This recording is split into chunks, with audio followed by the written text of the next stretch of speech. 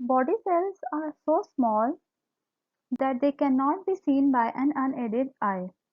Until the microscope was invented in the middle of the 17th century, scientists did not know that the cells existed. Cells can be observed under a light microscope.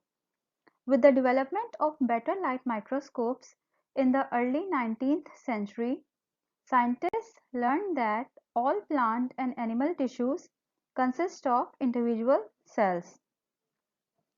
This light microscope observes living cell in its true color.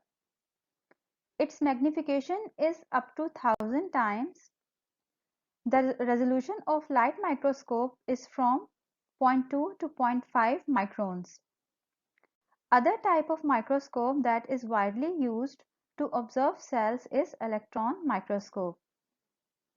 The images of electron microscope are black and white. The magnification of electron microscope is up to 100,000 times.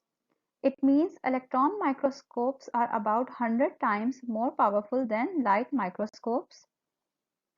There are two types of electron microscopes that are widely used. One is scanning electron microscope, which produces a 3D image, and other is transmission electron microscope, which produces a 2D image. Now, this is how the images produced by light and electron microscopes look like. The colorful image is produced by light microscope, whereas the black and white image is produced by an electron microscope.